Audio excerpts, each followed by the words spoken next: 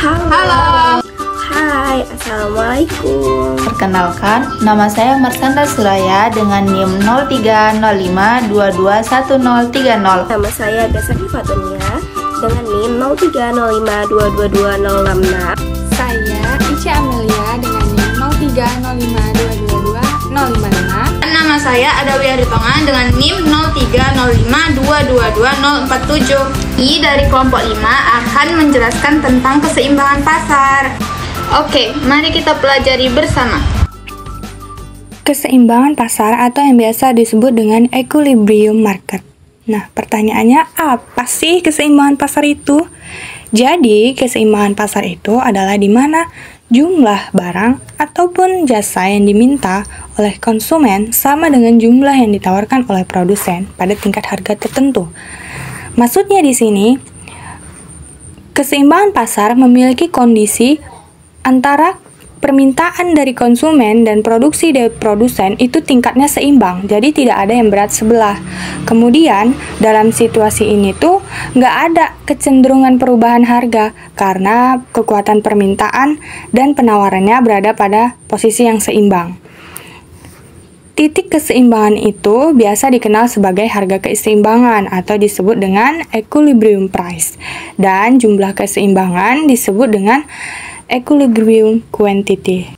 Selanjutnya kita masuk pada hubungan keseimbangan pasar dengan fungsi permintaan dan fungsi penawaran. Letak hubungannya itu berada pada suatu titik-titik tertentu. Maksudnya gimana? Nah, maksudnya di fungsi permintaan itu memiliki hubungan menunjukkan antara harga dan jumlah barang yang diminta. Biasanya dia memiliki hubungan yang negatif. Apa sih hubungan negatif itu? Nah, jadi hubungan negatif itu semakin tinggi harga, maka semakin sedikit pula jumlah yang diminta. Nah, selanjutnya hubungan terhadap fungsi penawaran gimana? Hubungannya dengan fungsi penawaran, dia harga dan jumlah barang yang ditawarkan biasanya memiliki hubungan yang positif. Kebalikannya, kalau tadi negatif, maka ini positif. Maksudnya gimana? Maksudnya semakin tinggi harga, maka semakin banyak jumlah yang mau ditawarkan. Selanjutnya kita masuk ke rumus utama keseimbangan pasar. Nah, secara matematis, rumus utama untuk keseimbangan pasar yaitu QD sama dengan QS, yang dimana QD itu adalah kuantitas yang diminta atau jumlah permintaan, sedangkan QS itu adalah kuantitas yang ditawarkan atau jumlah penawaran. Nah, QD ini kita dapatkan dari A dikurang B dikali dengan PD. Dan QS kita dapatkan dari A ditambah B dikali dengan PS. Adapun rumus lain dari keseimbangan pasar, yaitu selain keseimbangan pasar juga dapat ditemukan ketika harga yang diminta sama dengan harga yang ditawarkan. Adapun rumusnya adalah sebagai berikut. PD sama dengan PS, di mana PD itu adalah harga yang diminta, sedangkan PS itu adalah harga yang ditawarkan. Saya akan memberikan contoh keseimbangan pasar dalam kehidupan sehari-hari. Nah, contoh keseimbangan pasar yang bisa kita lihat dalam kehidupan sehari-hari yaitu penjualan minyak goreng di pasar. Sebagai kebutuhan pokok, permintaan akan produk ini sangat tinggi. Namun, karena kelangkaan bahan baku, produsen tidak bisa memenuhi kebutuhan minyak goreng di masyarakat. Nah, akibatnya harga pasar pun meningkat. Keseimbangan pasar akan terjadi ketika pasokan minyak goreng di pasar memenuhi permintaan masyarakat dengan harga yang wajar. Nah, seperti itu salah satu contoh keseimbangan pasar dalam kehidupan sehari-hari. Nah, di sini saya akan membahas mengenai contoh soal terkait dengan keseimbangan pasar. Nah, misalkan fungsi permintaan dan penawaran adalah sebagai berikut, di mana fungsi permintaan dinyatakan dengan QD sama dengan 30 dikurang 2P. Fungsi penawaran dinyatakan dengan QS sama dengan negatif 10 ditambah 2P. Jadi, hitunglah harga dan output keseimbangan dari persamaan tersebut. Nah, jawabannya kita tahu persamaan dari keseimbangan pasar yaitu QD sama dengan QS. Nah, kita masukkan QD-nya itu sama dengan 30 dikurang P sama dengan QS, yaitu negatif 10 ditambah 2P. Menjadi yang variabelnya sama, kita satukan menjadi negatif 2P dikurang 2P sama dengan negatif 10 ditambah 30. Menjadi negatif 4P sama dengan negatif 40. Jadi P sama dengan negatif 40 dibagi 4. Dibagi negatif 4 sama dengan 10. Jadi nilai P sama dengan 10. Nah, dari nilai P sama dengan 10 itu, kita bisa masukkan ke persamaan QD sama dengan 30 dikurang 2P. Menjadi QD sama dengan 30 dikurang 2 dikali 10 sama dengan 30 dikurang 20 sama dengan 10. Jadi, keseimbangan yang tercapai saat harga senilai Rp10 dan outputnya itu sebanyak 10 unit. Oke, selanjutnya kita akan mempelajari tentang contoh kedua dari keseimbangan pasar. Perbedaan dari contoh pertama yang dijelaskan oleh Adawiyah dan contoh kedua yang dijelaskan oleh saya ialah di sini saya akan menjelaskan tentang contoh keseimbangan pasar dalam kehidupan sehari-hari. Nah, jadi keseimbangan pasar itu dapat kita temukan pada kehidupan sehari-hari. Bagaimana sih contohnya? Nah, sekarang mari kita pelajari. Nah, di sini saya akan menjelaskan tentang contoh dari keseimbangan pasar yang terjadi pada kehidupan sehari-hari. Nah, contoh soalnya ialah Bayu adalah penjualan kerupuk di pasar tradisional. Berdasarkan pengamatannya selama ini, nah di sini ada dua pengamatan nih. Pengamatan yang pertama ialah ketika harga kerupuk 5.000 per bungkus, dia bisa menjual 100 bungkus per hari. Namun, jika harga naik menjadi 7.000, dia hanya bisa menjual 60 bungkus per hari. Data ini merupakan data pada fungsi permintaan. Nah, pada pengamatan yang pertama didapatkan data pada fungsi permintaan. Nah, untuk yang kedua, di sisi lain ketika harga kerupuk 4.000 per bungkus, Bayu bersedia menawarkan 70 bungkus per hari. Jika harga naik menjadi 6.000, dia bersedia menawarkan 110 bungkus per hari. Data yang kedua ini ialah merupakan data pada fungsi penawaran. Dari pengamatan pada soal ini terdapat 3 pertanyaan. Pertanyaan pertama, tentukan fungsi permintaan kerupuk. Pertanyaan kedua, tentukan fungsi penawaran kerupuk. Dan pertanyaan ketiga, berapa harga keseimbangan dan kuantitas keseimbangan kerupuk di pasar? Nah, mari kita menjawab pertanyaannya satu persatu. Pertanyaan pertama ialah tentukan fungsi permintaan kerupuk.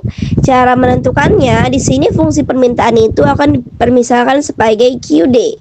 Kita punya 2 titik data, di mana titik data permintaannya itu P, QD, yang dimana P-nya itu 5.000 dan QD itu 100 dan 7.000,60. 7.060. Kita dapat menggunakan rumus 2 titik, yang dimana rumusnya itu P kurang P1 per P2 kurang P1 sama dengan Q kurang Q1 per Q2 kurang Q1. Setelah itu akan kita permisalkan P1 itu 5.000, Q1 100, P2 7.000 dan Q2 60. Kita masukkan nih ke rumus 2 titik tadi, sehingga ketika kita dapatkan, yang bisa dilihat di layar, kita akan mendapatkannya P kurang 5.000 per 2.000 sama dengan QD kurang 100 per min 40. Tidak selesai di situ saja, selanjutnya kita akan mengkali silang keduanya. Ketika kali silang diberikan, bisa dilihat di layar, yang dimana QD akan menjadi QD sama dengan min 40P per 2.000 tambah 400.000 per 2.000. QD sama dengan negatif 0,02P tambah 200. Kalau teman-teman sekalian bertanya, dari mana sih negatif 0,02P ini? Itu didapatkan dari min 40P dibagi 2.000. Sedangkan hasil dari tambah 200-nya didapatkan dari 400.000 dibagi 2.000. Makanya dari itu didapatkan QD sama dengan negatif 0,02P tambah 200. Jadi fungsi permintaan kerupuk adalah sebagai QD sama dengan 200 kurang 0,02P. Nah, soal pertama sudah berhasil kita jawab. Selanjutnya kita akan menjawab pada soal kedua nih, yang dimana ditanya ialah fungsi penawaran. Fungsi penawaran itu QS, sedangkan fungsi permintaan itu QD. Sama halnya dengan menjawab fungsi permintaan QD, di sini menentukan fungsi penawaran QS akan sama dengan fungsi permintaan dengan cara mengerjakan fungsi permintaan. Nah, di sini fungsi penawarannya itu kita juga punya dua titik fungsi penawaran P, QS yang dimana 4.000,70 dan 6.000 dan 110. Kita kembali memisalkan dengan P1 nya 4.000, Q1 nya 70, P2 nya 6.000 dan Q2 nya 110. Nah, ketika kita sudah memisalkan, kita masukkan kepada rumus di dua titik yang dimana akan menghasilkan P kurang 4.000 per 2.000 sama dengan QS kurang 70 per 40. Kita akan mengkali silang lagi di antara keduanya, sehingga akan didapatkan QS sama dengan 40P per 2.000 dikurang 20.000 per 2.000, yang dimana QS-nya akan menjadi 0,02P kurang 10. Jadi fungsi penawaran kerupuk adalah QS sama dengan 0,02P kurang 10.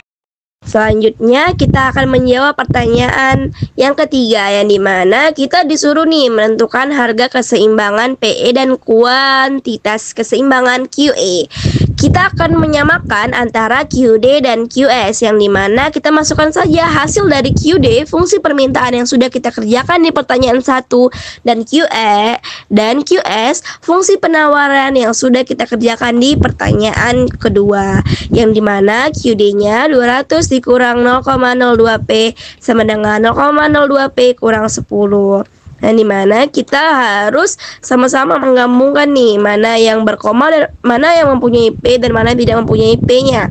Dimana didapatkan 200 tambah 10 sama dengan 0,02P tambah 0,02P, didapatkan 210 sama dengan 0,04P. P-nya menjadi 210 per 0,04, sehingga harga keseimbangan PE-nya didapatkan 5.250 per bungkus. Dapat dilihat dari layar, dapat dilihat pada penjelasan pada layar. Sekarang kita akan mensubstitusikan PE ini ke salah satu fungsi. Di sini saya misalkannya fungsi permintaan nih untuk mendapatkan QE-nya, yaitu dengan cara QE sama dengan 200 kurang 0,02 PE. QE sama dengan 200 kurang 0,02. Tadi PE-nya kan 5.250. Tinggal kita masukkan aja, tinggal kita substitusikan. Menjadi QE sama dengan 200 kurang 105. Dan QE didapatkan menjadi 95. Jadi dapatkan kuantitas keseimbangan ataupun QE pada kerupuk adalah 95 bungkus. Nah, dari pengerjaan soal 1 sampai 3 tadi, pada akhirnya pada permasalahan matematika ekonomi ini didapatkan kesimpulannya itu ada dua kesimpulan nih. Kesimpulan yang pertama, harga yang akan menciptakan keseimbangan antar jumlah kerupuk yang ingin dibeli konsumen dan jumlah kerupuk yang bersedia dijual Bayu adalah 5.250 per bungkus dengan jumlah kerupuk yang terjual sebanyak 95 bungkus per hari. Kesimpulan yang kedua, pada harga ini maka tidak akan ada lagi kelebihan penawaran maupun kelebihan permintaan sebagai kelengkapan, dan sehingga pasar berada dalam kondisi stabil atau seimbang. Inilah yang disebut oleh keadaan keseimbangan pasar, yang dimana tidak akan ada lagi kelebihan antara di harga penawaran ataupun kelebihan di harga permintaan, karena dia akan seimbang ketika kita mencari harga keseimbangan di PE dan kuantitas keseimbangannya di QE.